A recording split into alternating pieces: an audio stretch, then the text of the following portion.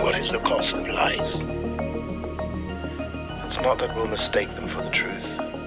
The real danger is that if we hear enough lies, then we no longer recognize the truth at all. Why would I have anything to say to you? All you do is lie. What else is left but to abandon even the hope of truth and content ourselves instead with stories? It's the role of good journalism to take on powerful abuses.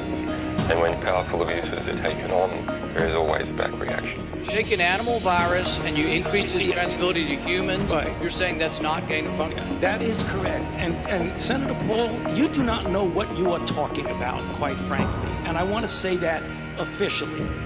When you report fake news, which CNN does a lot, you are the enemy of the people. Go ahead.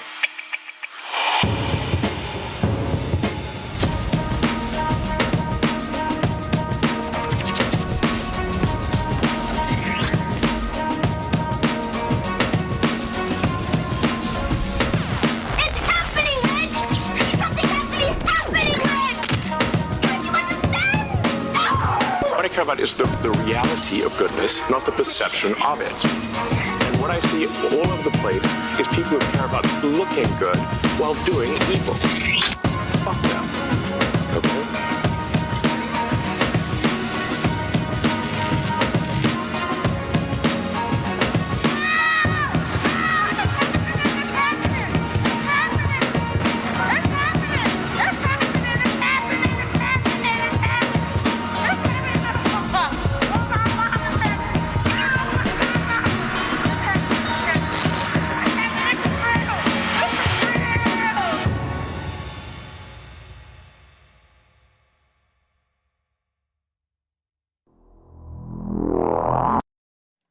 Welcome back. It is me, Vladimir Zelensky, President of Ukraine. lover of peace.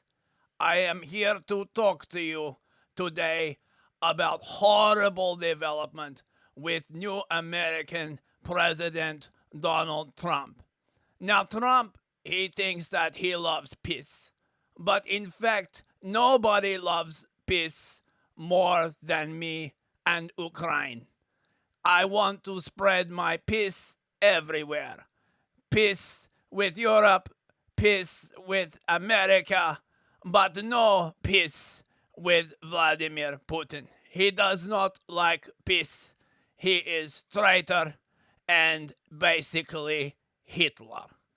I have been very concerned by American and European moves to stop Russia's war of aggression and full-scale invasion of Ukraine.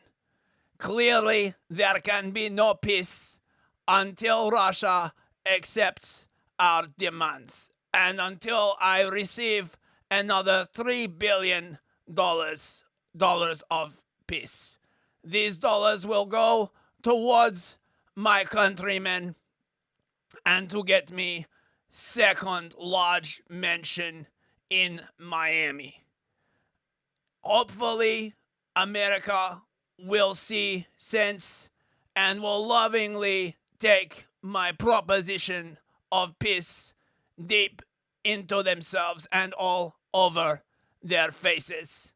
Thank you very much, and Slava Ukraini. Welcome back, everyone.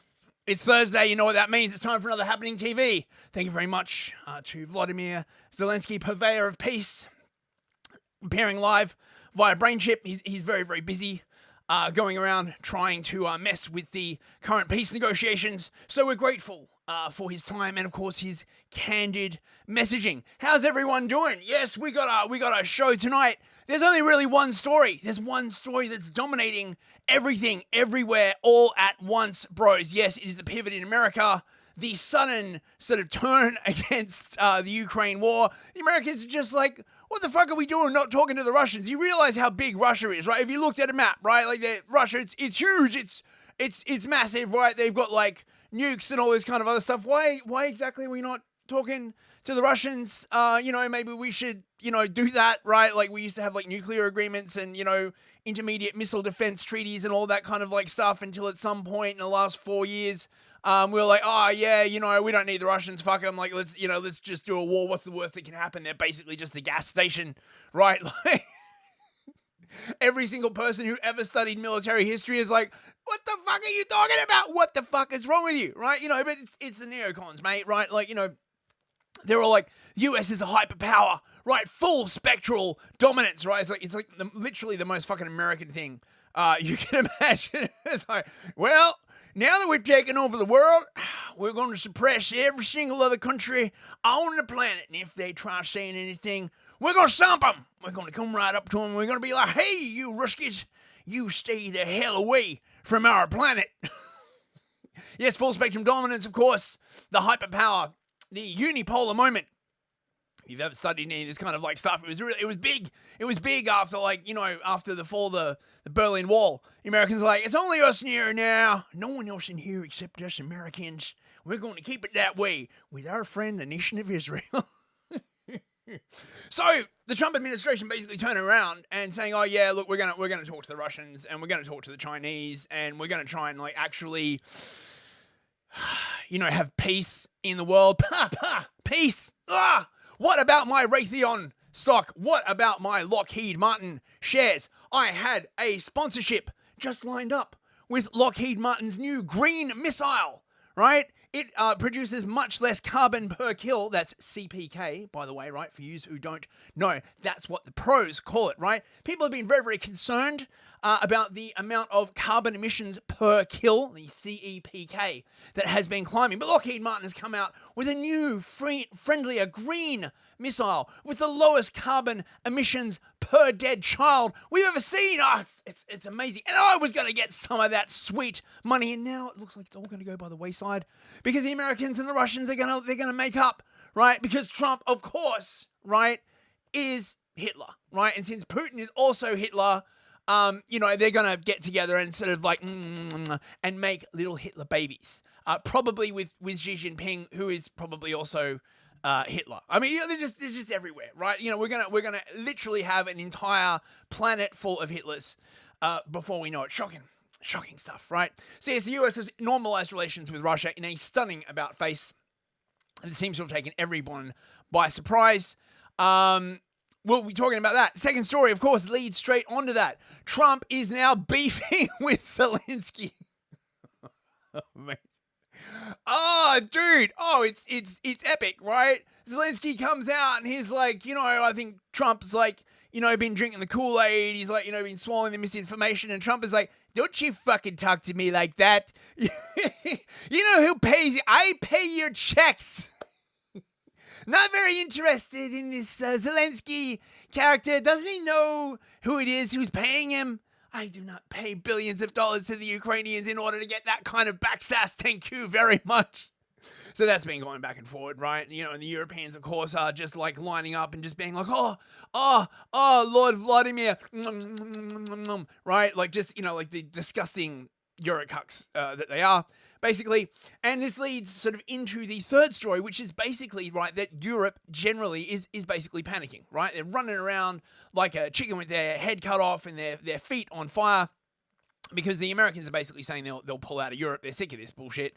The Americans keep bad-mouthing the Euros, saying, look, if you want to be a Western democracy, then why aren't you a Western democracy, right? Like, you espouse all these values, and then you go around and you be arresting your citizens for, like, speech crimes and all this kind of other stuff. And the Europeans, of course, are completely stunned by this, because the way it used to work, right, is that the Europeans and the Americans would gang up on the Russians and the Chinese, right, and highlight specific cases that were going on and be like, that's not very democratic of you.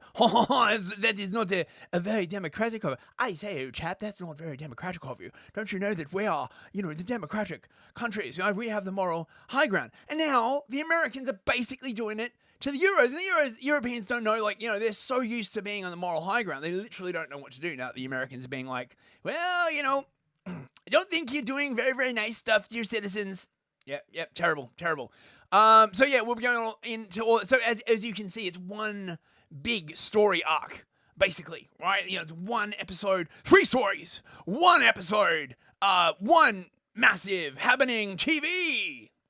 It's not a bad name for a show, actually. I should remember that. Right, let's get into the say hello to everyone in the chat. Right, on Rumble, we got Mikey Bikey, Captain Crisps, Livia Drusilla, great to see you, Livia, Sadie Sapiente, Teabagging Therapist, Texas Man, ambassador from the great state of Texas. I might need asylum, actually, Texas Man, the way it's going. If you could appeal to your Chadley Texas brethren and sisterin to give asylum to us poor people stuck in the United Kingdom, that would be great. I really, really appreciate that, bro. Cthulhu loves you. Mikey Bikey. Total Blackout Painting. Good to see you, mate. J.E. Chiva Loophole. I'm honestly forgetting. Mick Zen. Here's the Eunuch. Of course, I'll be on Gulag Cafe tonight, Tovarici. In about 3 hours tonight, we've got Nudge Theory and Cass Sunstein. If you ever wondered where the nudges were coming from, they're coming in from inside the house. I absolutely hate nudge theory and this kind of coercive lying form of government. So Years and I will be pouring our scorn upon it and generally roundly criticizing it. Hope you can come along.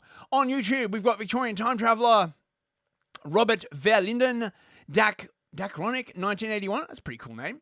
I think you're new, sir. And I think Robert Verlinden is new as well. We've got some new people. Lovely to see you. Lovely to see you, new people. Stariki Bacon, me old mucker. Simon JJ. Is that everybody? 007, of course, Sar. I think that's everybody on YouTube. Oh, and Linda Hunter. But I think she dropped in early with a comment and left. And on Odyssey, we have Machine for Baked Beans and Total Blackout Painting, a few other people. Oh, we've got some entropies. And before we do the entropies, there was an entropy from last week from Kermie, who was in the Odyssey chat. He left me a really, really nice super chat for $5. I rarely get to catch you live.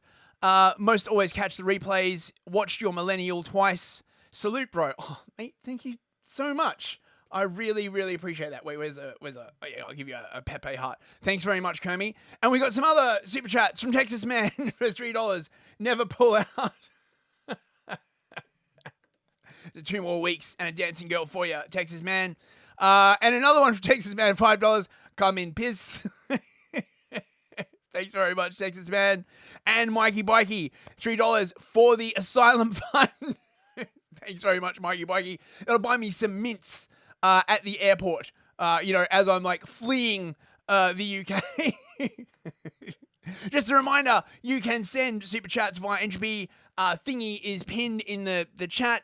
Thingy, if you've got like a witty aphorism you want to give to me, or you just like to buy me a beer, please do all of that. I need Earth monies. I needs them. We need Earth monies to appear as normal Earth pigs. Yeah! Mini Moose, how much have we earned? And of course, we also have Papa Lazaru in Odyssey chat. Hello, Dave. Great to see you, Dave. Thank you for coming, Dave. Today's meme. I had to really search for a meme this week. What are those silly colonists up to now? Oh, bloody hell. They're giving us the finger, Lord Charles. The finger, Sir Fotheringham? The finger, those uncouth Americans wearing their sunglasses. Sir Fotheringham, they still allow their people to have guns. Guns, you say? We can't allow our people to have guns. What if they become displeased with the government? What if they find out all the horrible stuff that we're about to do to them? Yes, Sir Fotheringham, that would certainly be a problem. That's why the Americans, they're so uncouth. You see, they still have weapons. Great fucking meme this, right? And very much captures the current American energy. And generally sort of tonight's show. So let's get on with it, bros. Let's see. Where's the window I'm trying to get to? Right. Okay. So there was a peace summit in Saudi Arabia where Trump and Putin talked face to face. Everyone was like, "Oh no, my God, Brad, we've been trying to isolate the Putla for so long, right? What if Trump talks to him?" Now, of course, I'm pretty sure basically this was a tactic to try and channel all diplomatic information through Zelensky and the US foreign policy blob. They are by no means an honest broker, right? So, they're doing this sort of thing where, like Chinese whispers, right? Because you can't talk to the other side directly. They'll be like, "Oh, he said something bad about you," right? And then they're like, "Fuck that guy." And then they go back to the other guy, "Oh, he said something terrible about you." This is a really good way to start and continue wars, right? But Trump and Putin clearly at some point were like, "Look, why don't we just talk, right? We're two superpowers, right? There's only really three and a half. I guess the EU is half a superpower now. I don't know. I mean, I don't know. They're basically putting themselves into irrelevance.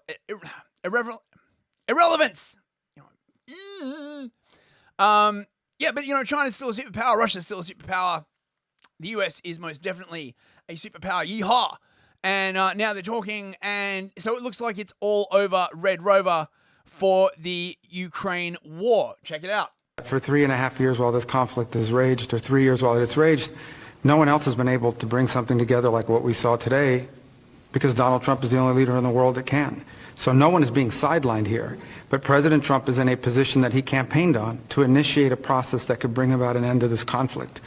And from that could emerge some very positive things for the United States, for Europe, for Ukraine, for the world. But first it begins by the end of this conflict. And so the only thing President Trump's trying to do is bring about peace. It's what he campaigned on. It's something the world should be thanking President Trump for doing. He's been able to achieve what for 2.5, 3 years no one else has been able to achieve, which is to begin this process, a serious process.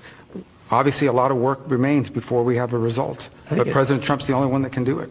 For 3.5 years while this conflict... Yes. I don't think Trump and Putin actually met face-to-face. I believe that was fake news, bros. I'm going to get fact-checked in my esophagus. My understanding is it was Marco Rubio and a few other people went over and they met with Lavrov, right? And just to sum it up, the US and Russia are now normalizing diplomatic relations, which means that the US embassy in Moscow will be staffed again. The Russian embassy in the US will also have staff. They will have their bank accounts back, and and basically normal diplomatic relations will resume between the two countries. I hear a voice as if a million foreign policy students and people who work at USAID were suddenly cried out and were silenced. Yeah, well, suck it, right? Stop trying to drag the fucking entire world into a war. Zelensky, of course, was full of peace and vinegar. See what I did there? He no longer feels supported by the US bros. Oh, no. Oh, wait, you mean we don't get to have World War III? Oh, no, bros. Fucking hell. Але від Сполучених Штатів ми сьогодні такої підтримки не чуємо. Знаємо, що вони і ще кілька європейських партнерів не підтримують наше членство в НАТО. Я вважаю, що це велике бажання Росії, воно співпадає з цим результатом. Тоді, але від... The thing is, of course, right, in many practical senses, right, Ukraine was already basically half in NATO already, okay? Their entire military and command structure was integrated with NATO. Their entire intelligence structure, their signals intelligence structure was all integrated into NATO after the 2014 coup. That's basically what they were doing for the 7 or 8 years afterwards, right?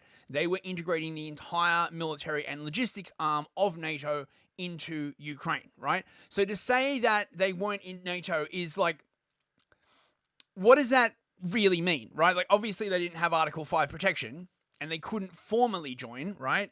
If you're at war, you're not allowed to formally join NATO. If your borders are in dispute, you're not allowed to formally join NATO.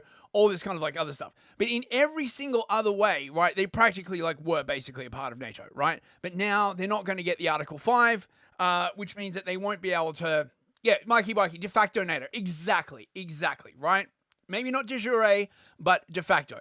And of course, Article 5 was like key because, to trigger World War III, the idea was to get get Ukraine covered by Article 5, and then get something happening, get something going, and then be like, oh, I guess the whole of Europe will have to come and defend us, give us more money, right? We haven't gotten rid of all the Ukrainians yet. Oh, it's so sad.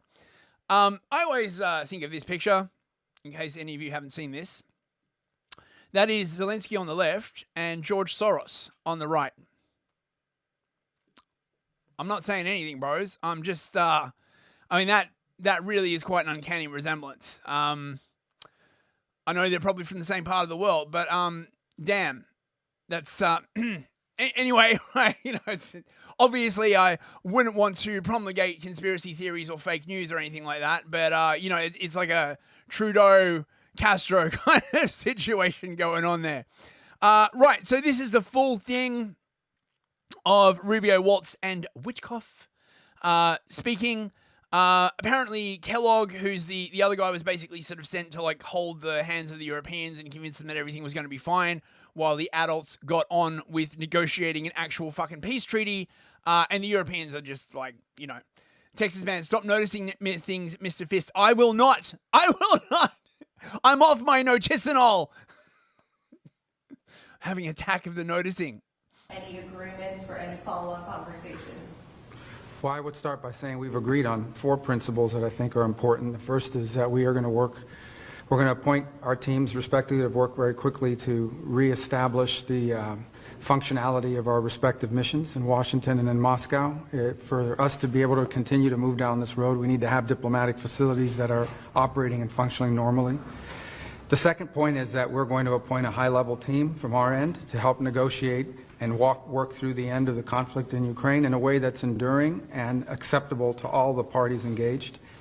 The third point is to begin to work at a high level as well to begin to discuss and think about and examine both the geopolitical and economic cooperation that could result from an end to the conflict in Ukraine. Obviously, we'd have to see that conflict come to a successful and enduring end in order for that to be possible. And the last thing we agreed to is that while our teams are going to be working on all of this, the 4 of us who were here today, the 5 of us that were here today, are going to remain engaged in this process to make sure that it's moving along in a productive way. What does an enduring and successful end look like? Did you present any proposals to the Russians today? Well, there are some underlying principles. This needs to be a permanent end to the war and not a temporary end as we've seen in the past. We know just the practical reality is that there is going to be some discussion of territory and there's going to be discussion of security guarantees. Those are just fundamental basics that will undergird and underlie any type of discussion. So yeah, it's all over. It's all over, Red Rover, right? Like, unless all the NATO shills are correct, and Putin is indeed a madman and does secretly want to take over Western Europe, the war is basically over. The sort of outline of the peace deal that's being floated around, obviously this is, from the rumor mill, so, things may change, is that Russia gets to keep the territory it has annexed plus Crimea.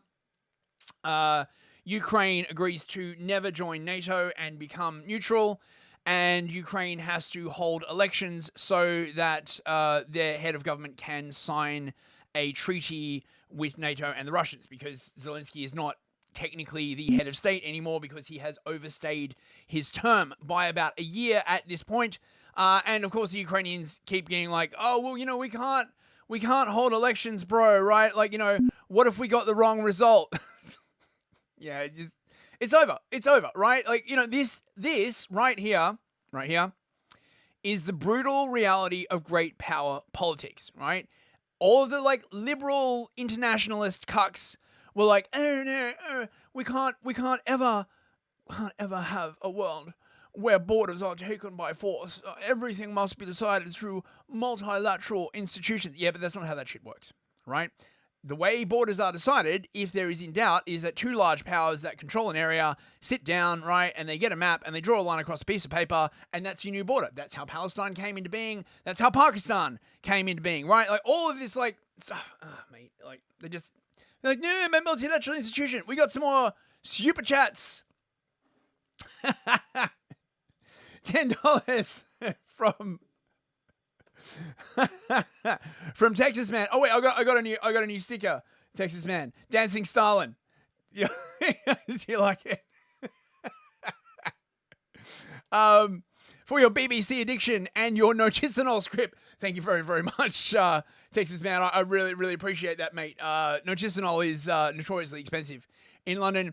And 15 from Simon JJ. Hooray for Newsfist and his great stream. Oh, mate, I'm gonna give you the dancing dollar. Oh wait, I got some new stickers, bro.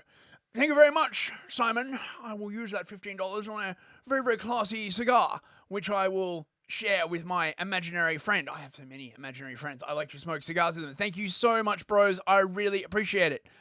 Right. So what else have we got here? Right. Lavrov, of course, was out in his usual inimitable style. Just thing about Lavrov that I like is he's just so deadpan, right? He's like the Slavic diplomat, incarnate, right? He's just like, this is the way it is. Like, no, I'm doing the accent wrong. But yeah, just listen to this, right? Первого вопроса о том, что какой-то план из 3 пунктов, я не видел этой информации, не видел этих сообщений. Я, правда, сегодня, когда пробегал новости, нашел ссылку на заявление министра иностранных дел Польши Радека Сикорского, который рассказывал где-то в кулуарах Мюнхена о том, что он встречался с представителем США Китом Келлогом, и Келлог проинформировал его о некоем плане урегулирования. Там не сказано было 3 пункта или 4, но Сикорский, комментируя этот план, сказал, что он не может раскрыть детали. План нетипичный, но может быть весьма интересным. Я спросил сегодня у Рубио и Волца, что это означает. Они сказали, что это фейк. So, if Lavrov is correct, right, what he's basically saying is that the Americans sent Kellogg to the Europeans with basically a fake plan, right, to get them, like, you know, out of the way while the adults, like, sat around the table and did the great power thing with the maps and, like, you know, right, like, this is, you know, basically carved up Ukraine because that's the way shit works, right? Now, this is unusually candid from Lavrov. You don't usually sort of reveal this kind of stuff in diplomatic talks, but, you know, things are still a bit rocky between the US and Russia, and quite frankly, Russia is probably very, very pissed at the EU after the past however many years. So the EUs are just like, the EU, mate, they're not happy about this. Lavrov also said that Zelensky must be made to see reason. Что так дальше продолжаться не может, что этого человека и всю его команду необходимо урезонить, дать по рукам. Their hands have to be slapped, bros. Ooh, that doesn't sound too pleasant. Don't worry, bros. I'm sure Zelensky will be fine. Unlike, you know, his country, of course. And Lavrov was basically saying that the Russians are generally saying they were very, very pleased with the negotiations, that for once the Americans were actually, like, listening to them, and there was, like, actual negotiations going on, not just, like, you know, the sort of diplomatic equivalent of, like, nah, you racist, nah, you Hitler, right? I mean, can you imagine, right? Like, you're a career diplomat, right? Like, you literally, I don't know how long Lavrov has been foreign minister of Russia, but it's a long time, right? And you rock up with, like, your proposals and your briefcase and your, like, foreign policy team, right? And you're like, you know, would you like to discuss, you know, possible, like, security guarantees and stuff like that? And there's some, like, woke woman on the other side of the table being like, you know, you're Hitler, you're racist, we're not going to listen to you. And you just be like, oh, bоже mой, right? Like, oh, dude. So contrary to what the Biden people were saying, it seems like the actual adults are back in the room now. The conversation was, I think, very useful, very valuable. We didn't just listen to each other, but we heard each other, and I have all reasons to believe that the American party now has a better understanding of our position that we based on numerous speeches by President Putin, and we had this opportunity to express it once again. The conversation... Robert Verlinden, the pimp hand be strong. The Slavic pimp hand is reaching for Zelensky. He's about to get, like, back of the hand, front of the hand, back of the hand. Yes, indeed. Indeed. Where my money, bitch? Oh, my God. Oh, wait, we got another entropy. From Texas, man. Yeah. Did they talk about cum and piss? Almost certainly. Almost certainly, Texas man, right? You know how Zelensky, he's always looking for piss, hanging around in strange places, allegedly in Dubai, trying to get some, but it's always eluding him for some reason, right? And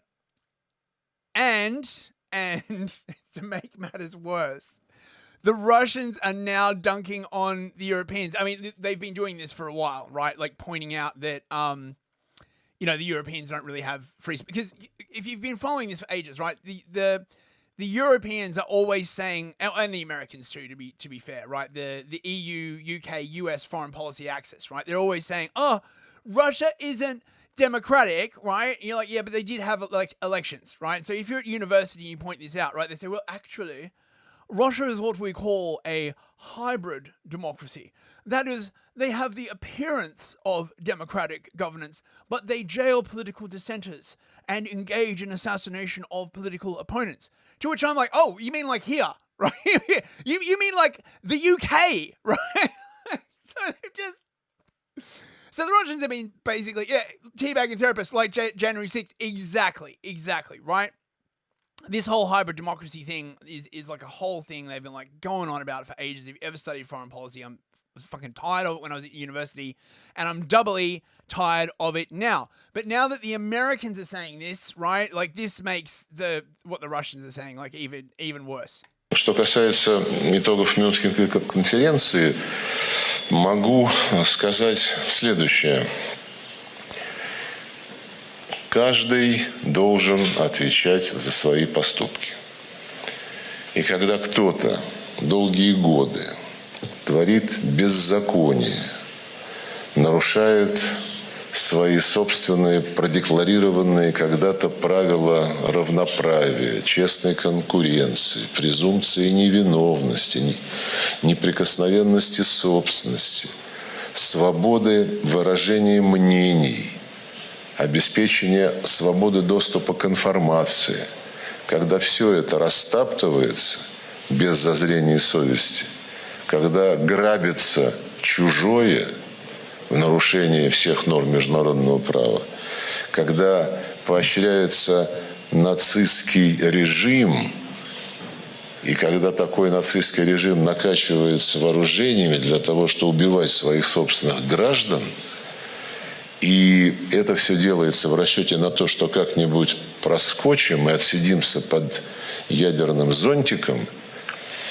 так уже не будет. И за свои деяния надо отвечать. Ooh. That's some sinister shit, mate. Like, that's some, like, Russian mobster, like, you know, you're gonna have to answer for your actions. The way you disrespected me.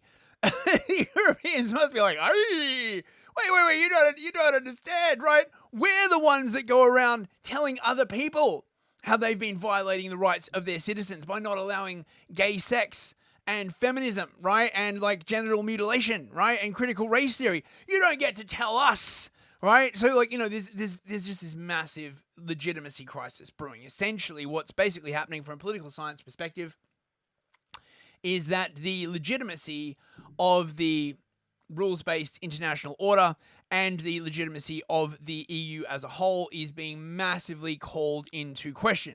It's already been declining for a while, but this may in fact be the terminal decline. And if the AfD does a very, very good showing in Germany, it's gonna get even worse, right? Because if the Germans decide that they're just gonna lock, I don't know what result the AfD is gonna get. Let's say they get 25%, right? Between 20 and 30%. And all the rest of the parties say like, we're not going to play with you because you're Nazis, and you're racist, and your grandfather was like basically Hitler, even though your leader is basically a lesbian who's married to a fucking Sri Lankan in the best like National Socialist tradition, of course. These fucking people. Fuck me. Then they're going to lose all claim to democratic legitimacy, that the small amount that they have left, right? It's make or break time for the EU. And as if that was not brutal enough, oh, mate, fucking look at this clip. Sometimes the smallest gestures say the most. What do you want to say about Macron's recent remarks on sending troops to Ukraine?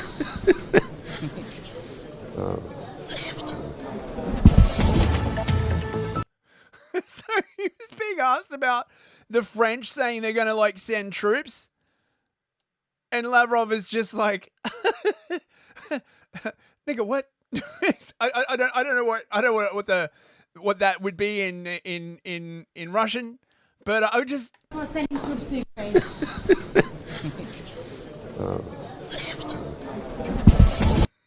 It's like, what the fuck did you just ask me? Oh, that's so brutal. Oh my god, that hurts. That you can just feel all the Eurocucks just being like, did he just laugh? Did that big Russian meanie just like laugh at us? Yeah, exactly. Sede Sapiente. He's like, what the fuck, right? Like, it's like this funny story from like back in the day. Something I think it was like about the Vietnam War, right? And the Americans are like doing something, right? And it's like somewhere like near Australia, and someone's like, but what about what will the Australians think? And the dude's just like, the Australians, who gives a fuck about the Australians? Like, what are they gonna do? Throw kangaroos at us? Like, oh, we got another super chat, Texas man. Oh, thank you again, mate. Send them to surrender. Yes. Those cheese-eating surrender monkeys that are the French. Oh my god, it's all coming apart, bros. It is all coming apart. Trump is basically saying that Ukraine could have made a deal earlier. Ukraine's like, oh, we've got to be part of a deal. And Trump's just like, look, you've had 3 years, right? You have had 3 years and fucking potentially millions of lives at this point. I'm not sure anyone actually knows, particularly on the Ukrainian side, like how many people have been killed in this conflict, right? It'll probably be one of those things like a few years from now, some like team from the United Nations or whatever will cover the whole like war zone with ground penetrating radar, and they'll make an approximation, and that's what will pass into the history books, right? But it's a lot of dead people, right? And Trump's just like, look, Zelensky literally passed the law saying that it was illegal to negotiate with the Russians. What the fuck, right? The EU, of course, is like, no, my Ukraine, no, my kickbacks, my smoked salmon, my expensive prostitutes, my cocaine delivery people. No, here's another 6 billion, which of course the EU can of course afford, because the EU is just swimming in money at the moment. This kind of expenditure could actually seriously wind up breaking the EU apart, because the way that they are raising this money, or at least the way they're trying to, is basically through sort of joint debt, where they sort of make these like euro bonds that every country in the EU is on the hook for, but only the European Commission gets to make the decision to print the debt, right? So you can see. So if Poland is like, I don't think this is a good idea, the EU is like, oh, well, we hate you, Poland, because you're full of racists, right? And then Zelensky starts beefing directly with Trump. Never a good idea, mate. If you could pick a world leader that you want to start taking shots at, I would not try and stump the Trump, right? Like, he's clearly a man of tremendous presence and, bit spiteful. He doesn't forget his enemies. Right? So one of the things that they're basically saying is like, they've got to have elections, as I was saying, right? Zelensky could fall. Oh no, if they have elections, what if Zelensky doesn't get back in, bros, right? Like, how are they going to continue the war, right? There's a possibility that, I reckon, right, that those in Ukraine are very, very aware that Zelensky has low popularity, and they are very, very aware that the Ukrainian people want to stop to this war. What are the Ukrainians even fighting for at this moment, right? Like seriously, right? They've got no morale, as far as I can tell. The US has basically like turned on them. The Europeans are in disarray. The only way they're getting military personnel is through like forced press gangs, right? It's, oh my God, it's such a terrible, terrible situation, right? Like, oh God, I feel so fucking sorry for the Ukrainians. Like, dude, my God, like imagine just being in that situation. So the proposal raises concerns that Russia will use the ballot to oust Ukraine's wartime leader from office and install a pro-Putin candidate who would agree to peace terms favorable to Moscow. Now, this, of course, is the way it's framed, right? If you agree to peace, you're a servant of Le Putler, right? Like, because, of course, one of the things that Hitler was always about was peace, right? Like, it's just the thing they say, right? They don't. None of this makes any sense, right? Like, you literally have a brain aneurysm trying to think this through. Trump then said that the demand for the Ukrainian presidential election came from me. We have been hearing for a while that basically the Russians won't sign any kind of treaty with Zelensky, not only because he's fucking insanely unreliable. Remember what happened with the Minsk treaty, and remember what happened with the treaty that nearly happened, and then Boris Johnson decided to take a plane over to Ukraine and nix the entire peace deal, right? So that's 2 peace deals that Zelensky has reneged on in the last moment. The Russians are like, fool me twice, fucking go fuck yourself, basically, right? Now, let's see, where we got here. So, Zelensky responded, bros, right? Yeah, I wouldn't have done this I wouldn't be Zelensky anyway, but this was a bad move. Раз вже говоримо про 4%, ми бачили цю дезінформацію, ми розуміємо, що вона йде від Росії, ми розуміємо це, і у нас є докази що ці цифри вони обговорюються між Америкою і Росією. Ну, тобто, на жаль, президент Трамп з великою повагою до нього відносимося як до лідера народу, який ми дуже поважаємо, американський народ, який нас постійно підтримує. На жаль, живе в цьому дезінформаційному просторі. So, Can you tell us a little bit more about Trump basically came out and said that Zelensky's only got an approval rating of 4%. Zelensky's like, nah, bro, nah, I am highly beloved by the people. Don't you know, right? I honestly can't see how this is the case. Honestly, right? And then basically said, oh, you know, I think Trump's been listening to a bit too much disinformation, bros. Now, of course, if you've been following American politics, right, for the last 4 years, you would realize what an incredibly loaded word disinformation is. That the very concept of it, right, has been weaponized and used not only against the American people and indeed the entire fucking West, but against Trump specifically. And he was not too happy about it. We got another entry. Texas man again for $3. 2 more weeks, bro. Maybe the real piss was the friends we made along the way. Thank you very much, Texas man. There's some very, very deep thoughts there to consider. So, Trump then came out with this. He truthed it out through his truth hole. Ladies and gentlemen, he forced it out through his truth hole. Think of it. A modestly successful comedian, Vladimir Zelensky, talked the United States of America into spending $350 billion to go into a war that couldn't be won, that never had to start, but a war that he, without the US and Trump, that's me, I like to refer to myself in the third person because I have an ego the size of a planet, will never be able to settle. The United States has spent $200 billion more than Europe, and Europe's money is guaranteed, while the United States will get nothing back. Nothing back. It's a terrible shame. Why didn't sleepy Joe Biden demand equalization in that this war is far more important to Europe than it is to us? I mean, technically it was important to the EU, UK, US foreign policy blob, but, you know, whatever, right? We have this big, beautiful ocean of separation. On top of this, Zelensky admits that half of the money we sent him is missing. Yeah, people tend to forget that, right? That just after USAID got shut down, Zelensky comes out and he's like, oh, we are missing $100 million. Oh, who can say where it went? He refuses to have elections. It's very low in the Ukrainian polls. It's sad, very, very sad. And the only thing he was good at was playing Biden like a fiddle. He played him so well. A dictator without elections. Zelensky better move fast or he's not going to have a country left. Very sad. In the meantime, we are successfully negotiating an end to the war with Russia. Something I'll admit that only Trump, that's me, and the Trump administration, that's my administration, can do. Biden never tried, because he's sad. He's a sad man. Europe has failed to bring peace, and Zelensky probably wants to keep the gravy train going. He loves that gravy. He loves it so much.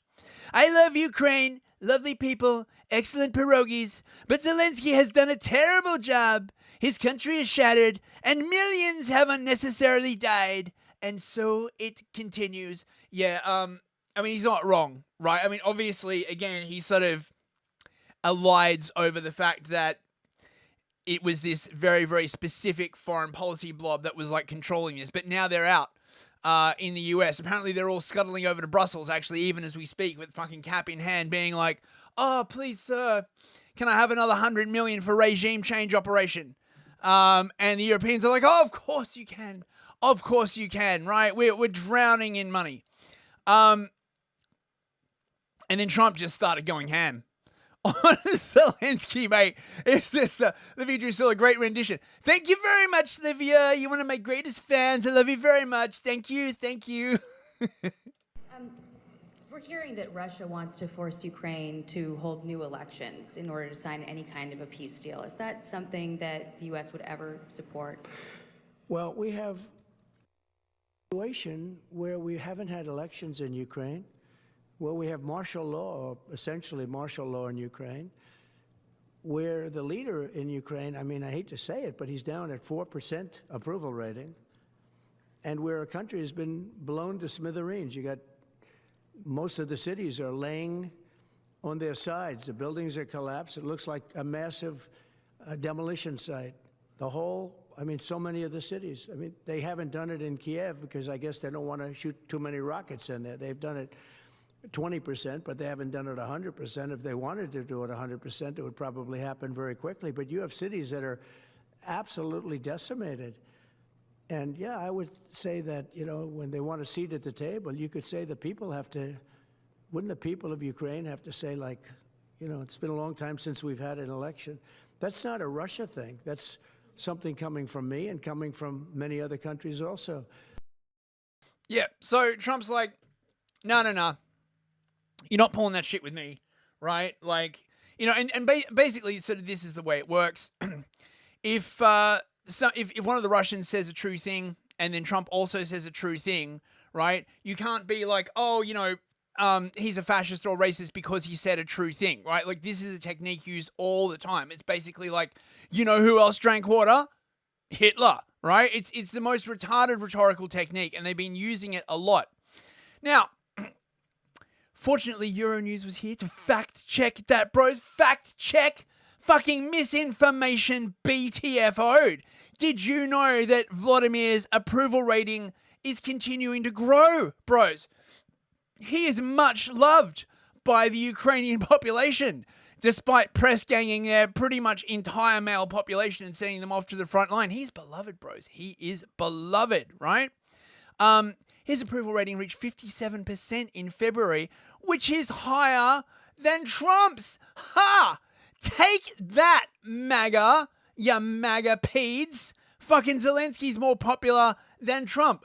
I am pressing X to doubt on this. And indeed, if you look a little bit further, if you do your own research, which I'm encouraged, of course, not to do, right? Because I don't have the expertise, bros, right? To research something that Euronews, right? It's in the name, right? What they say, right?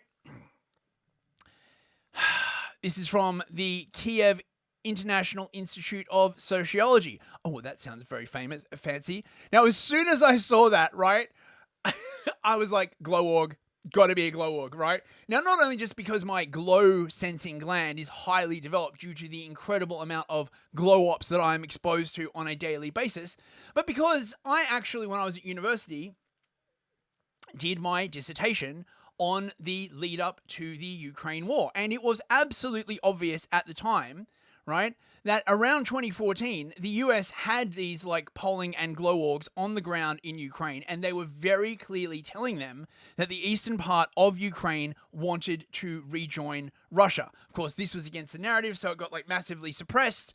Yeah, university wasn't happy that I said that, by the way. But anyway, right? So we go over to the Kiev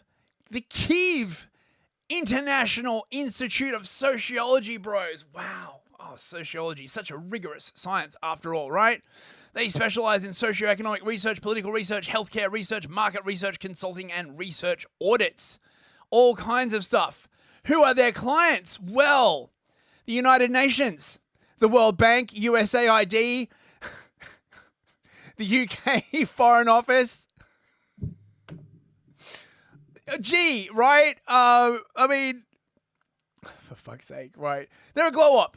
They are totally a glow up. They work for like big companies, Nestle, Procter & Gamble, Sanofi Aventis, BBC, Radio Liberty, Deutsche Welle, right? Like, you know, they're a glow up. They're like, they are a massive, massive glow up. And I just want to point this out, right? Even if this poll was not faked, right? Imagine some random person, you're in like Ukraine and some random person like phones you up and they're like, hi, we're just doing a phone poll. Do you support our dear President Zelensky? How many people are going to be like, no, fuck that guy? Like, holy shit, right? Like, even in the UK, right, when Labour was going around, there were like a bunch of people who were like, they didn't want to like say they didn't want to support the Labour Party in like the election before last because people would be like, oh, you're such a racist. Imagine, right, like, you know, people are actually like legit dying all around you and stuff, right? Like, bitch, please. So, yeah. So I suspect that Trump has that 4% figure from somewhere, right? They've probably got some organization on the ground that's feeding him like actual accurate numbers, right? And then it gets worse. Oh wait, we got another entropy. $10 from Texas Man. God, thank you very much, Texas Man. I think you deserve a smoking $sign and some confetti for that. Thank you very much. It's not much, but at least it's not US AIDS. Oh well, I think US AIDS is actually quite fancy. I hear it helps to heal the world, bro. That's how we're gonna save the world with US AIDS. Thank you very, very much, Texas Man. Much appreciated, bro.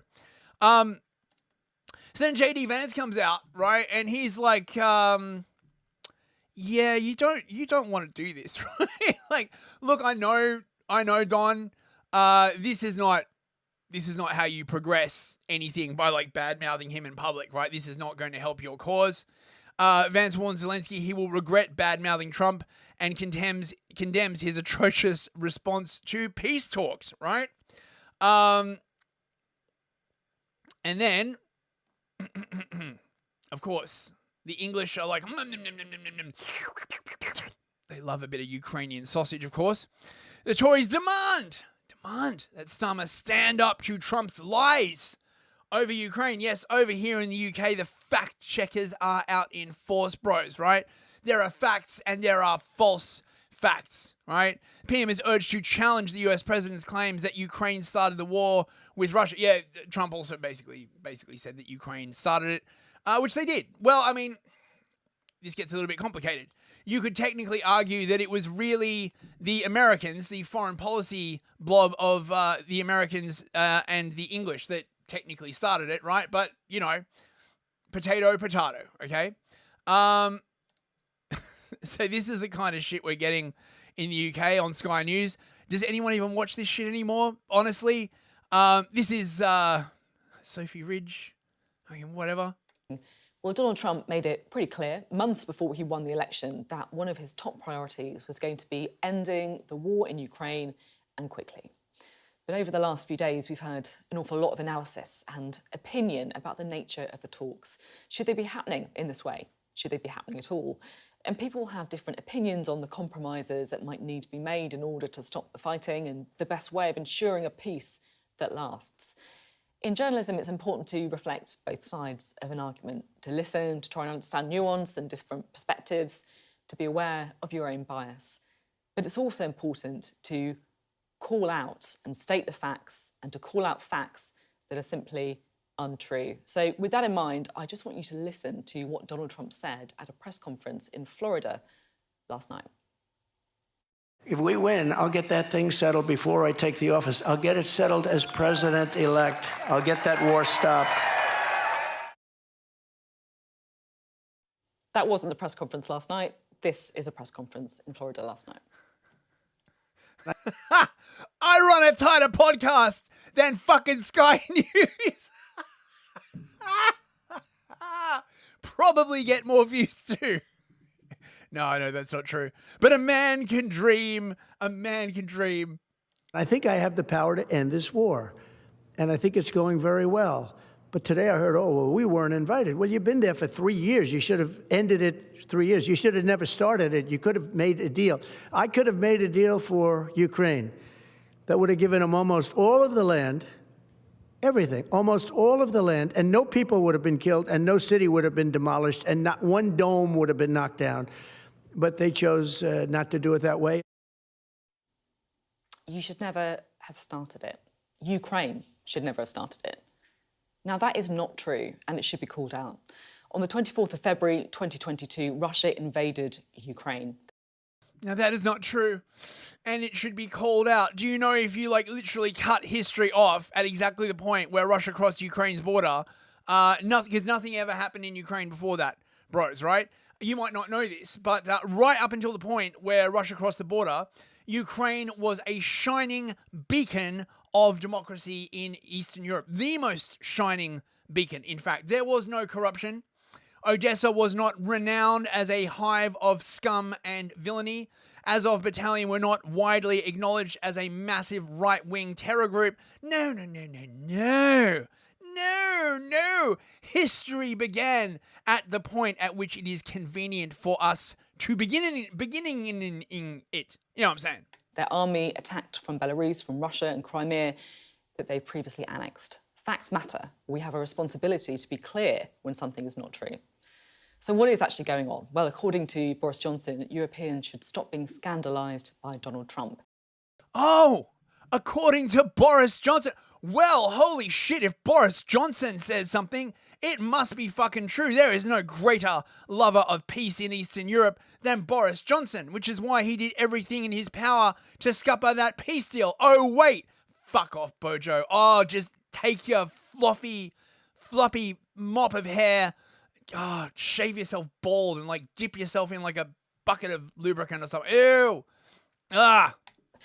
And actually, Donald Trump's statements, he says, are not intended to be historically accurate, but to shock Europeans into action. So is this all a negotiating tactic from the US president? It's certainly possible. Some would agree with Donald Trump that Europe needs to step up. But, despite all of that, facts always matter, and this one matters more than most, because it seems to me, if you're trying to end a war, firstly, you need to face up to the truth of how it actually started. Well, Donald Trump... Yes, if you want to end the war, the really important thing is to have a set of facts that will stop you from ending the war, right? Look, you can't fault the logic like that. It's like a universe folded in on itself. Oh my God. Anyway, this is the kind of stuff. Why hasn't Ukraine held elections since the war began, bros? Well, because they're worried that the Russians will bomb the polling centers. Why would they do that, right? Like, if there is a good chance that Zelensky will get deposed, why would they interfere in the elections? Have you heard of electronic voting? Oh, but bro, it's illegal for them to hold elections during a war, bro. It's illegal, bro. Well, why don't you change the law? Oh, blah, blah, blah, blah, blah, blah, blah. Yeah. So, right? And then the US abruptly cancelled a media conference after Zelensky met with Trump's Ukraine envoy. Apparently, when Treasury Secretary Scott Bessent went over to Ukraine to negotiate the minerals deal, they basically gave him the cold shoulder. He took like a train all the way across Ukraine, which is like, slightly dangerous. And when he got there, he was told Zelensky was sleeping. And he can't see you, right? Which, of course, in diplomatic circles, you know exactly what that means. It's like, fuck you, right? So the Americans aren't very pleased about that. And then, and basically Zelensky could have just said no over the phone, right? He didn't have to get the US Treasury Secretary to fly halfway across the world and not see him in order to say no, right? But Zelensky clearly has like main character syndrome massively out the ass. The mainstream media, of course, have been like melting down with my fact checks, my true facts and my false facts and all of this stuff, right? Like, oh God, it's also tiresome, bros. It's simply false. It's simply false. It's absurd. The EU is basically now saying like, the US is an enemy. All of this over fucking Ukraine. Ukraine. It's not even a fucking part of Europe proper, right? Like, oh my God. Imagine if the European elites gave this much of a shit about their own citizens getting killed by like car attacks and random stabbings and stuff like that. Just imagine. But no, they don't give a fuck about their own population, right? But when it comes to Ukraine, they're just like, oh, what can we do to help? What can we do to help, right? Clown world, mate. Mario Draghi was basically saying, oh, well, you know what we really need? We need more centralization in the EU. No, you don't. No, you don't. You need to fucking like stop pretending that you can be America. You can't.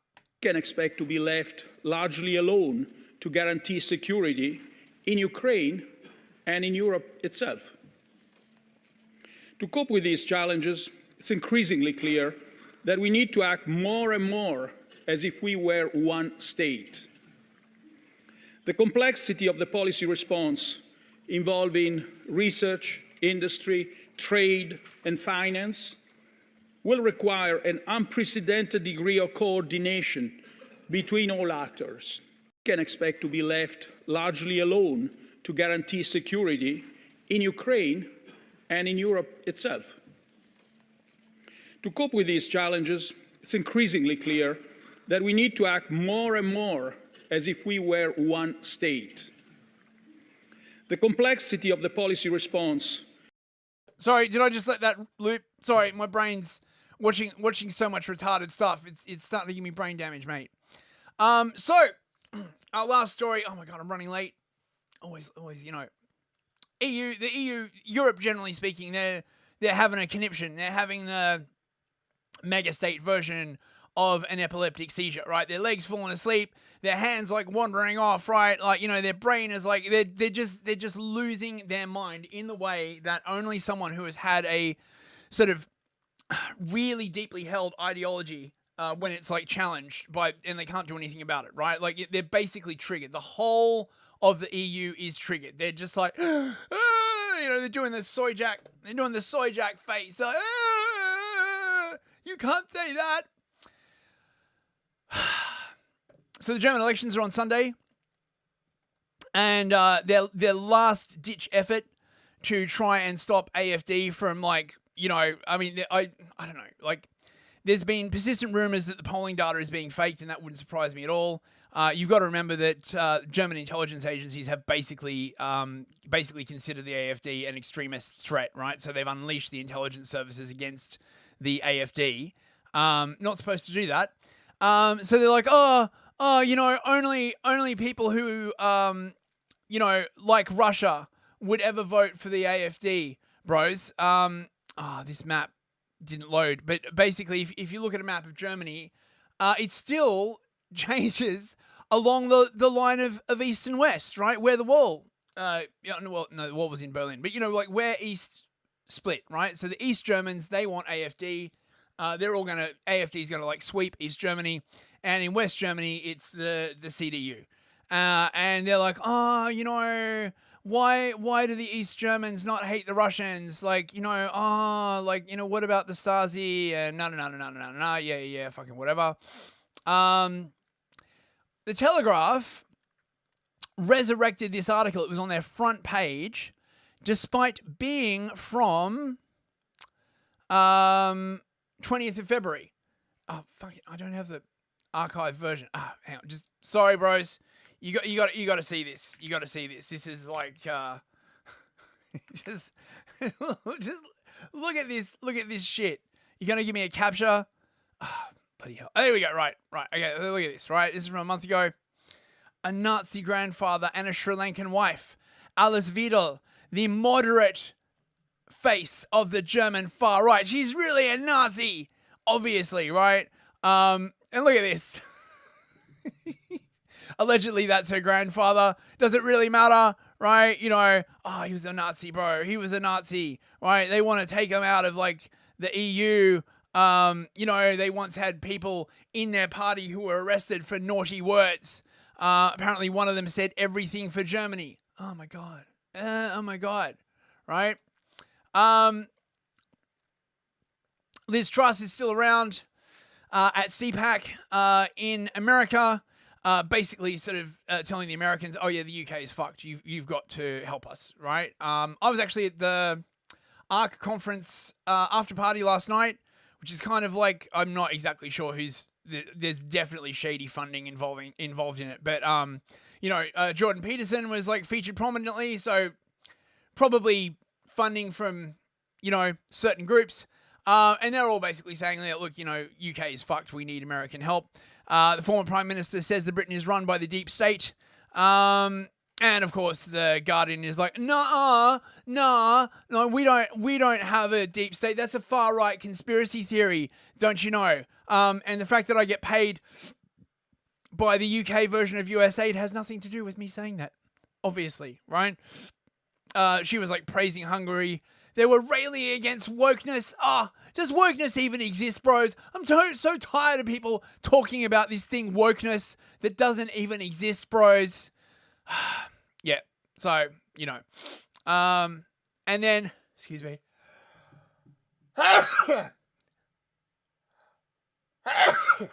Pardon me. Then JD Vance came out and he said more hurty words, bro. If only we could lock him up and debank him and yank his Twitter account and call him a Nazi. Actually, how long do you think it'll be before some European J. Chiva Loophole, bless you. Thank you very much. How long do you think it's going to be before some prominent politician in Europe literally just hauls out and calls JD Vance a Nazi, like while they're actually in office? Germany's entire defense is subsidized by the American taxpayer. There are thousands upon thousands of American troops in Germany today. Do you think that the American taxpayer is going to stand for that if you get thrown in jail in Germany for posting a mean tweet? Of course they're not, right? So the point that I try to make to our European friends, and I think that there are friends, I believe that, I know President Trump does, is that friendship is based on shared values. You do not have shared values if you're jailing people for saying we should close down our border. You don't have shared values if you cancel elections because you don't like the result, and that happened in Romania. You do not have shared values if you're so afraid of your own people that you silence them and shut them up. So let's have shared values. Let's defend democracy. Let's have free expression, not just in the United States, but all over the Western world. That is the path to strong alliances in Europe. And the Eurocucks are like, no, we can't allow freedom of speech. What do you think this is? America, like, you know. And in the UK, mate, everything it's all going wrong. The Foreign Office, the UK Chancellor is now having to scramble for even more money because they're going to have to put up defense spending, right? And presumably after all the revelations about US AID, they're like, oh, maybe we should start cutting international aid. I think, you know, that would be good for the voters. Oh, wait, I got another entropy. Right. $3 from Texas Man. Bless you. Thank you very much. I got a cat on my screen. You see, right? That's clearly what did it. Thanks, Texas Man. Now,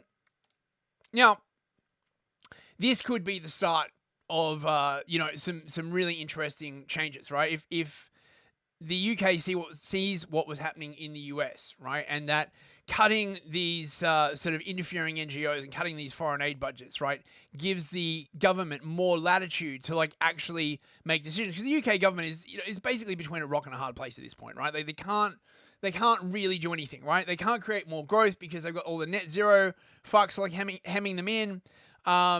It's you know, and everybody hates them, right? And if they started like cutting this kind of like stuff, people would probably view it very, very, you know, very, very popularly. It would certainly be easier than cutting disability benefits and stuff, which is what they're considering. And just to give you an idea of the kind of stuff that's going on in Europe, check this shit out. This guy, Dries van Langenhoven, a Belgian, faces a year in prison because the government used an AI tool on a group chat I was allegedly a member of, and which was literally called, quote, shitposting.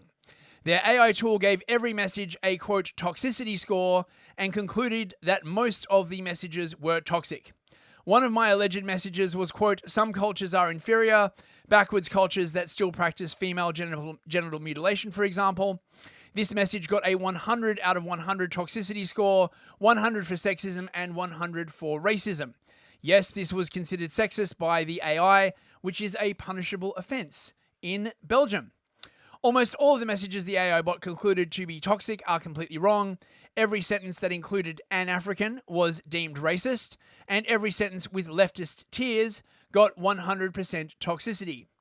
I allegedly quoted a black journalist who said something racist, but the AI bot does not understand this and attributed the quote to me, adding that the total toxicity score that got me 1 year in jail and a €16,000 fine.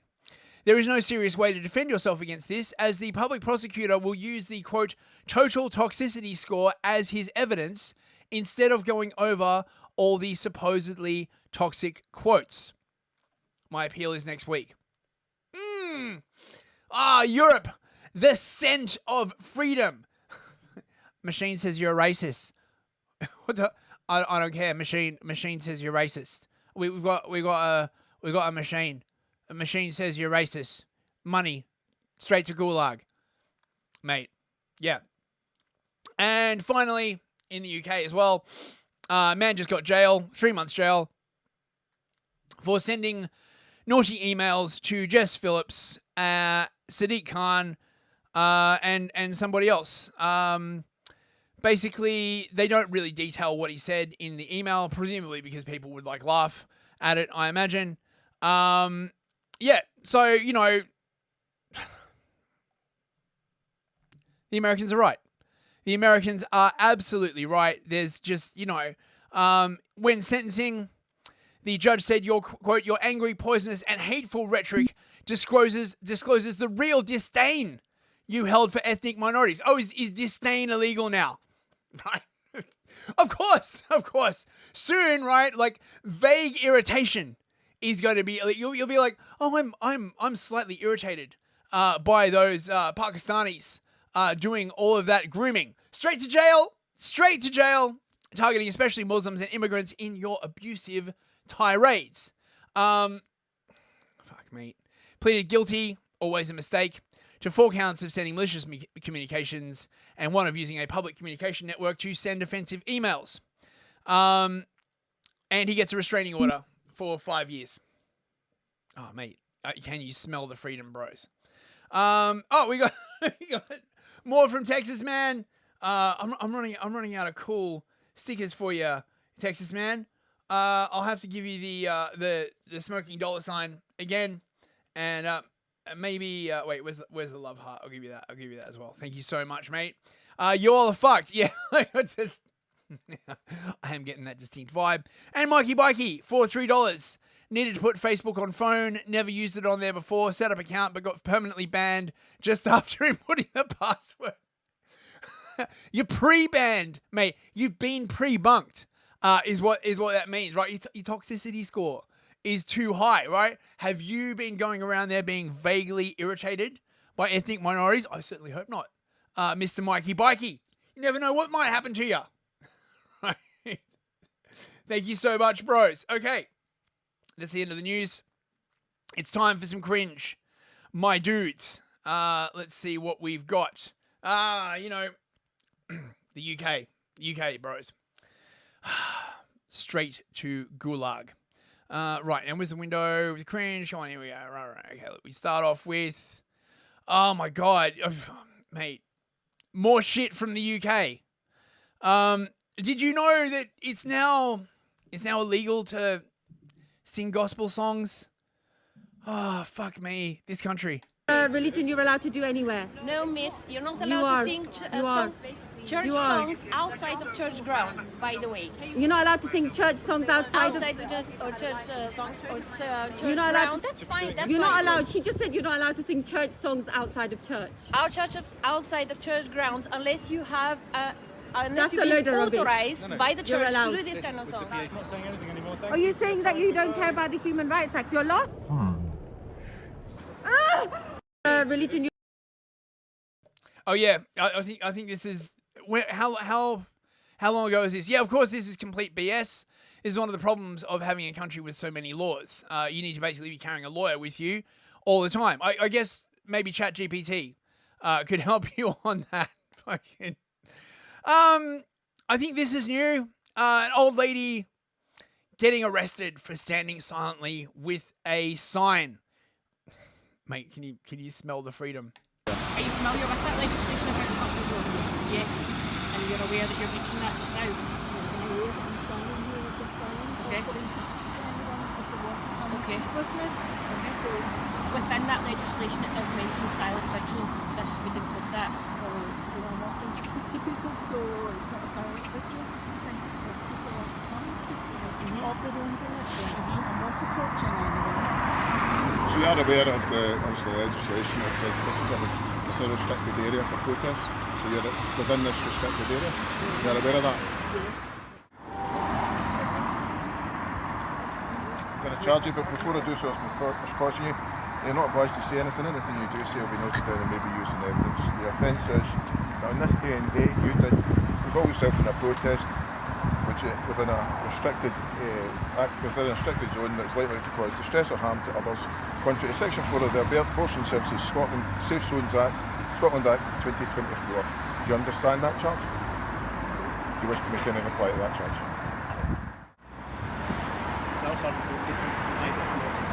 Explain the circumstances of the pension. I know you might feel otherwise. Okay, we can go after this, Mike.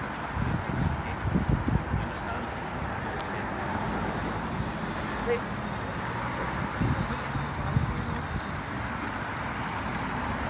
Just step aside so I can get by.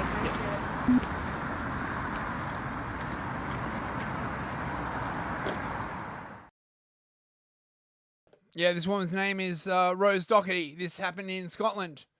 Cthulhu Loves You, my neck of the woods, fucking sickening. You live in Scotland. Fuck, it's even worse there than it is down in London. I mean, laws wise. Mate. Oh, dude. They're never gonna stop. Oh, we got another entry. Texas man again. Since I can't pay for less cringe, can I pay for extra? Yes, you can, good sir. You can pay for more punishment. I'm basically like sort of like a, an internet BDSM service. Instead of whips and chains, though, it's horrible cringe, right? Instead of getting your body spanked, you get a spanking on the eyeballs. Democratic Party, of course, is in good form, still protesting against Elon Musk, bros. Strong, powerful message. Fuck Donald Trump! Fuck Donald Trump! Fuck Donald Trump! Fuck Donald Trump! Fuck Donald Trump! Fuck Donald Trump! Fuck Donald Trump! Fuck Donald Trump! Fuck Donald Trump! Fuck Donald Trump! Woo! Musk must go! Musk must go! Musk must go! Musk must go! Musk must go! Mate, they sound so demoralized. Oh, we got more entropys, my God! Texas man again for $3. Thanks, Daddy. You're welcome, slave. Anytime. Just send me monies. And from Mikey Bikey, can I counter Texas man's offer and go for less? Ooh. This opens a very interesting economic opportunity. I can hold like an auction, right, where people can bid on the amount of cringe they have to be exposed to. Well, it's very libertarian. Thank you so much, Texas and Mikey Bikey. I really appreciate it, bros. Okay, we got some. That's actually the end of the cringe. There wasn't too much. But thank you for the super chats. We've got some like based stuff here. This is about Rory Stewart, who is I think he's still an MP for the Conservative Party. One of like the wettest people you've ever met. Like, oh my God, check this out. Here is Rory Stewart explaining his connection to USAID. Stopped. Doesn't matter. You have a contract. So Turquoise Mountain, which my wife Shoshana runs, has a contract, had another $1 million to go, money just stops. Oh, hold on. Wait, there's a contract between some organization and USAID, and the contract stopped. And hold on, his wife ran that organization, and they were supposed to get another $1 million from the US government, and that just stopped? What organization does his wife run? It's called the Turquoise Mountain Foundation. You can't make this up. The Turquoise Mountain Foundation exists to teach Afghani peasants about degenerate modern art. So this is in some ways often called the first piece of conceptual art.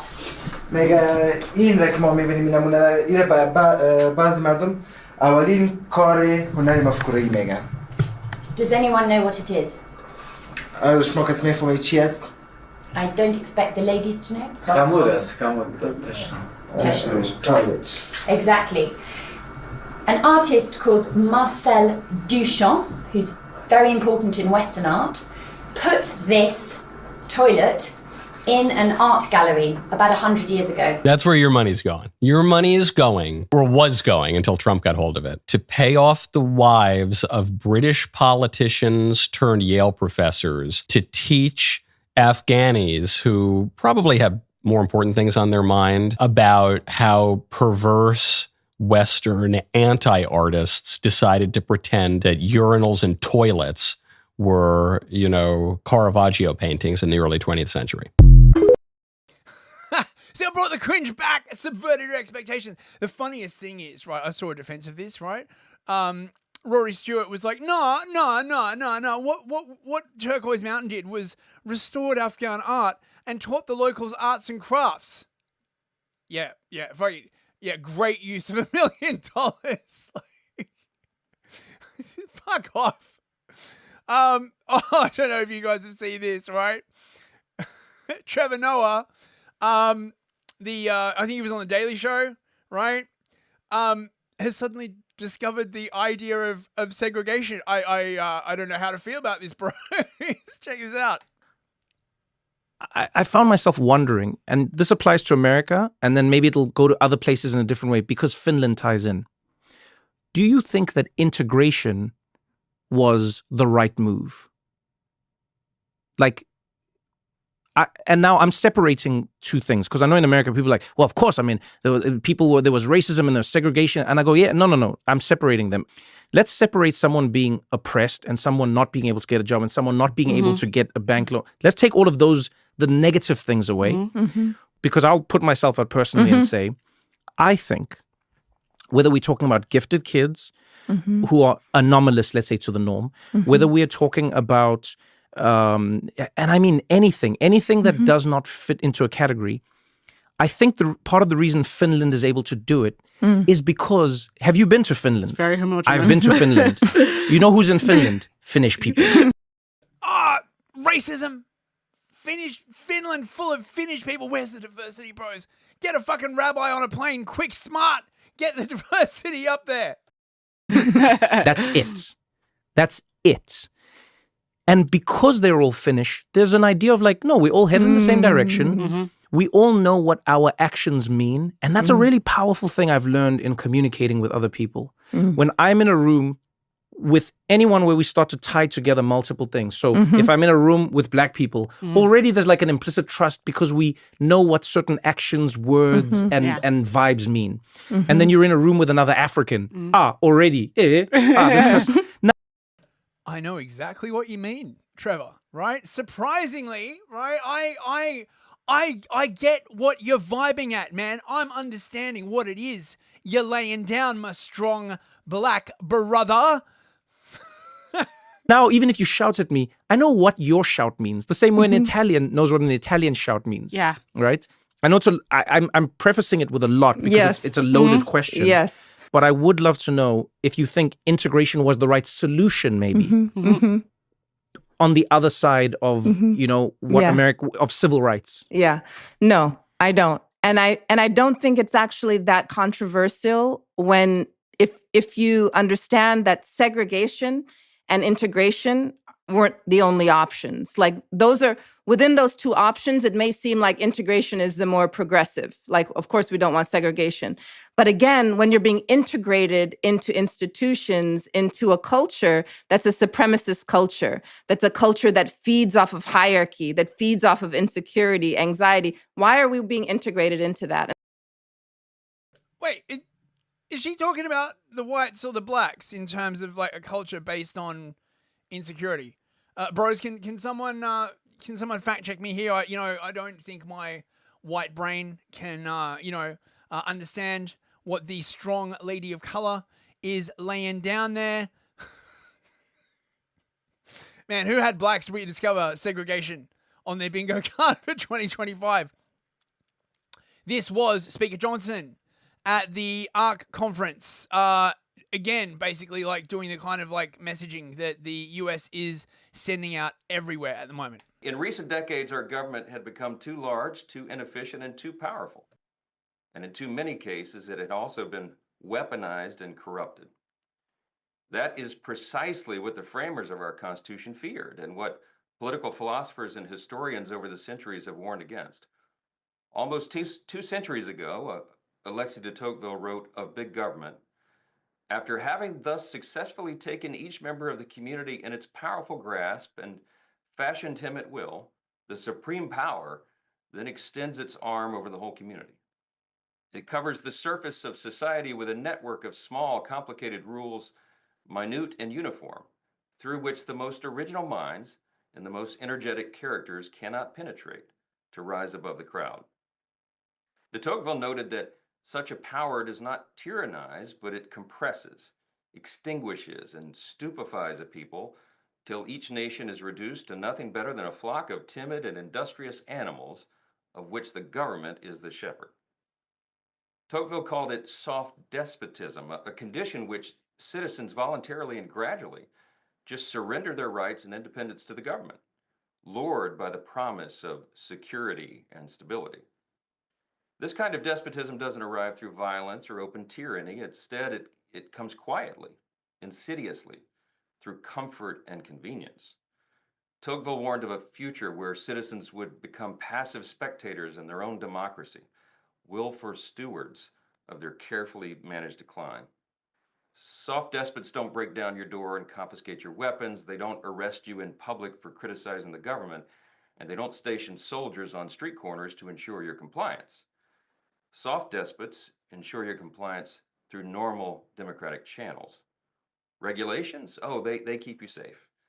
Censorship? That's to protect you from misinformation. Surveillance?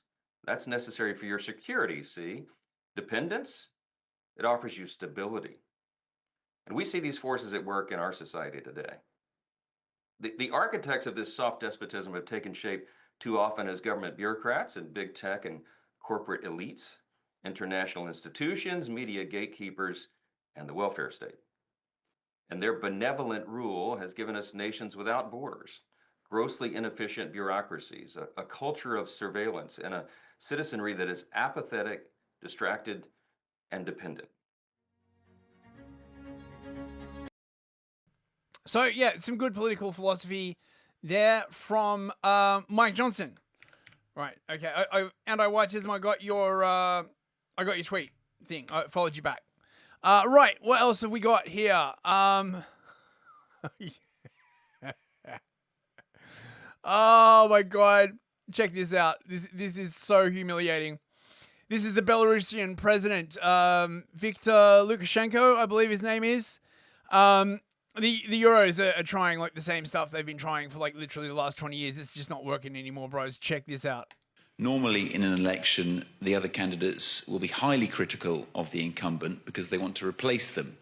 But here, of course, criticism of you, the president, is banned. So how is this a fair election? Это у вас не просто критикуют власть, а поносят ее как хотят, и вы уже достукались до того, что вами уже недавно управлял индус. It's like, you were ruled by an Indian. Oh, you can't say that. Oh, you're so cancelled, Lukashenko. We're going to cut off your Twitter account and revoke your banking. Oh, God.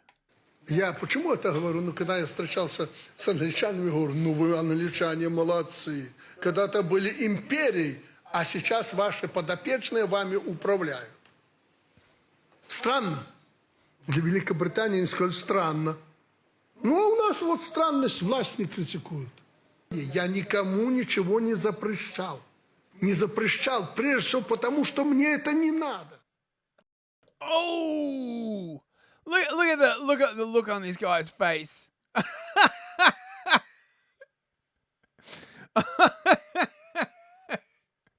Oh, he doesn't like that. Oh, he doesn't like that at all. Oh my God. I'm not simping for Lukashenko, but I love the fact that this shit isn't working anymore, right? The Europeans and the English, they are going to have to like turn around. And look, I don't know how long it's going to take, but they're going to have to turn around and they're going to be like, look, if we want to, pull this kind of shit, we're going to actually have to like start treating our citizens better. I think they've just gotten so used to just wagging the finger at other countries, and they don't like it when other countries wag back. Wait, what else have we got here? I don't know what this is. They say babies are not born racist. They become racist when they learn to read crime statistics. Right? Once you learn pro capita, there's no going back. They say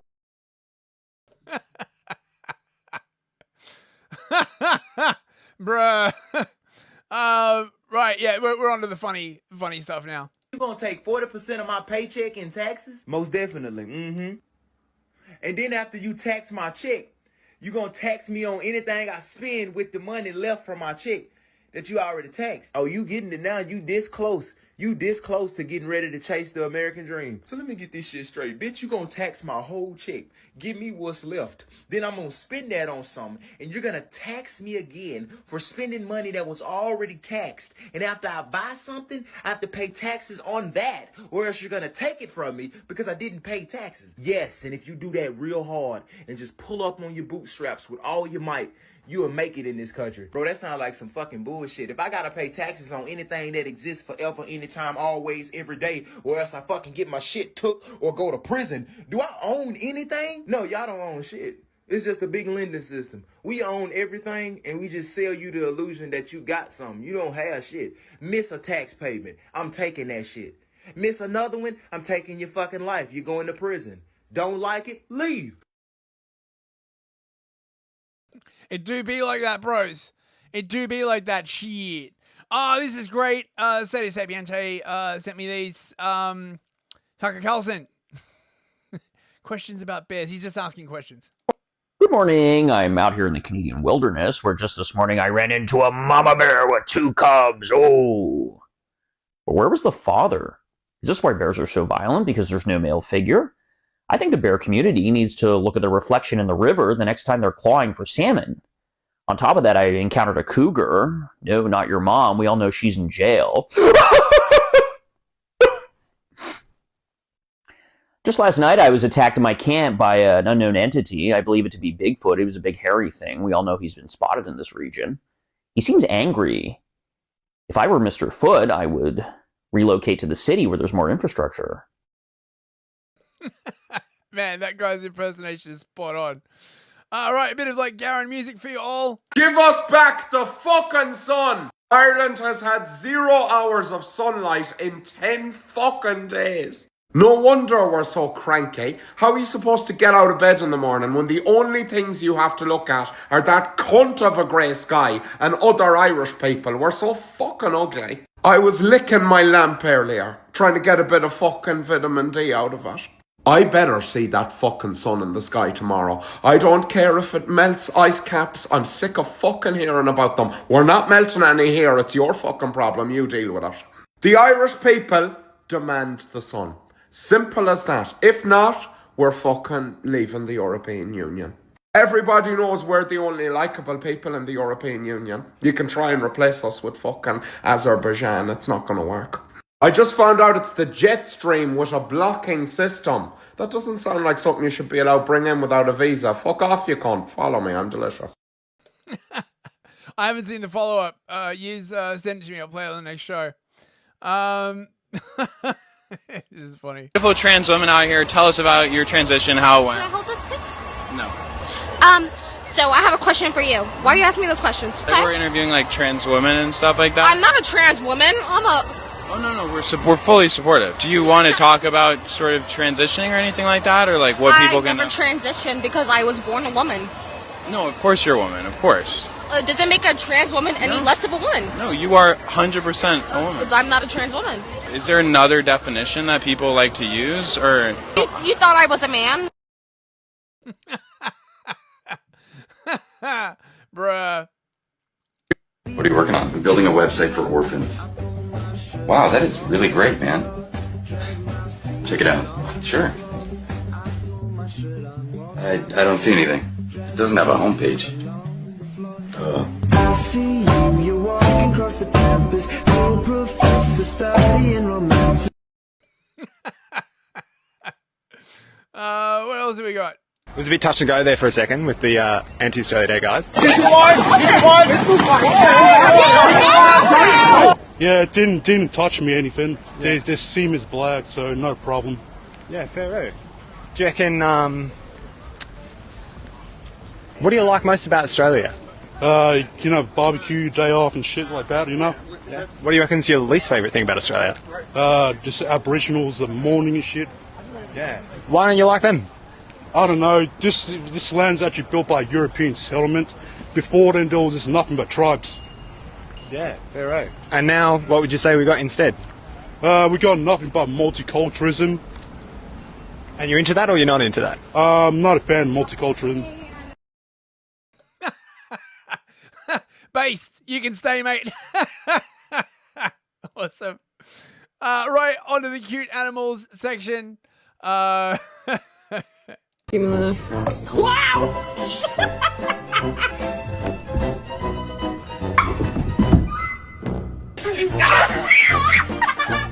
Tick.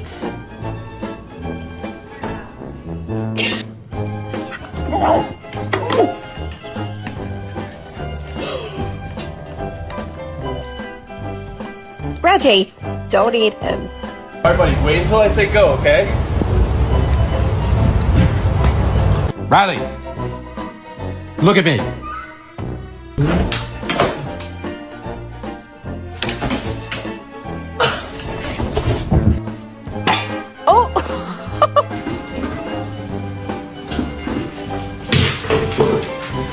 Oh, you're not getting dinner. You're bad. No, you're not getting dinner. You was bad. Toffee.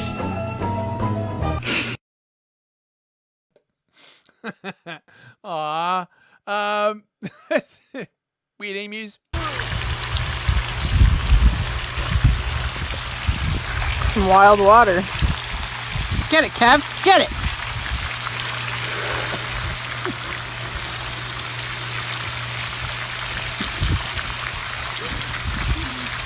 Get it, Kev.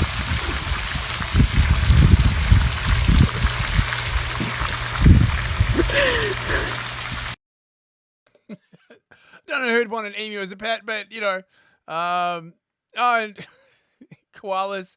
They're actually very unpleasant in person. Ready?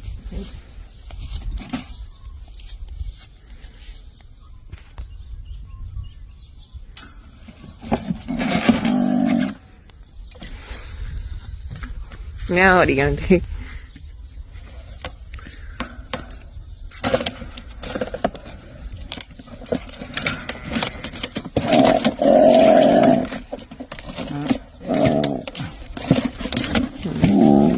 Catch koala.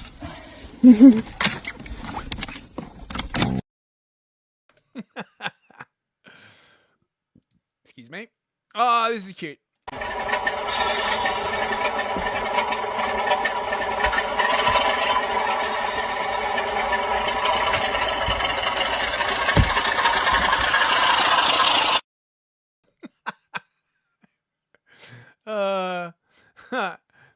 If it fits, it sits, bros. Do ba do ba do ba do ba do ba do ba do ba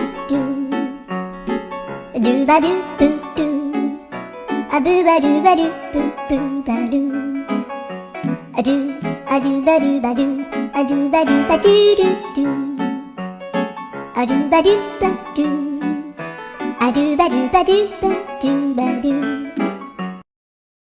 Get your cat a bigger basket. Come on. Just buy her a bigger basket. Oh, this is really beautiful.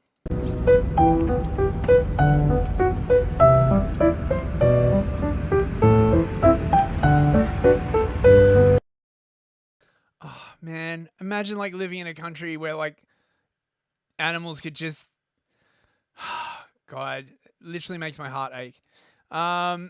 Strange looking cat. I don't know what's wrong with it.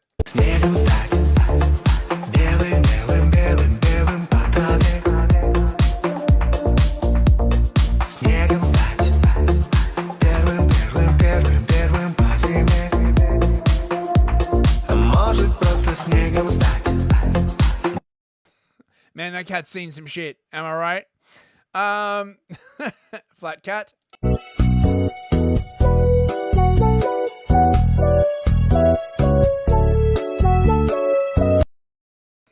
Man, you might step on him and think he's a rug. And our final cute animal video of the night.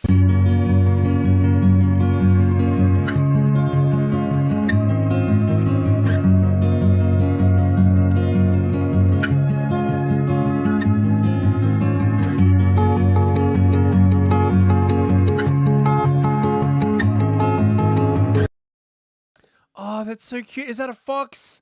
Or like a mink? I don't know, chat. Does anyone know? Anyway, that's the end of the show. Thank you so much for coming, everyone. I'll be on Gulag Cafe in about an hour and 20 minutes over on Use the Unix channel. Tonight, Nudge Theory.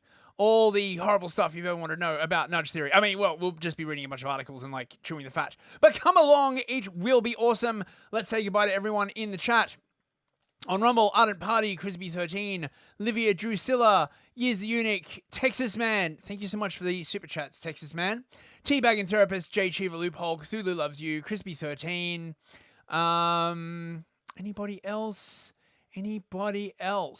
Mikey Bikey. I think that's everybody. Janice, good to see you, man. Total Blackout Painting, of course. Patriots Flow. How you doing, Patriots Flow? I haven't seen you in ages, mate. Anybody else? I think that's everybody on Rumble, on YouTube. Budgie Burger, Robert Verlinden, Streaky Bacon, Otto Stormheart. Greetings, Herr Stormheart. Roger Cook, 007. Nameless One. Who else we got? I think that's everybody. Linda Hunter, good to see you. Victorian Time Traveler. Simon JJ. Oh, thanks for the super chat, Simon. Much appreciated. Think that's everybody on YouTube and on Odyssey. MK, Machine for Baked Beans. Papa Lazaro. Thanks for coming, Dave. And I think that's everybody. Oh, and Tasia. Oh, good to see you, Tasia. I haven't seen you for a while, mate. Thanks for coming along. The gang's all here. It warms my little black heart. I hope you all have a lovely weekend. Hope to see you on Gulag Cafe tonight.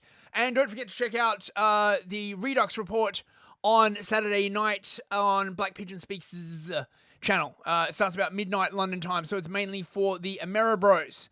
So about 7 p.m. Eastern. Come along. It's a fun old time. See you all later, bros.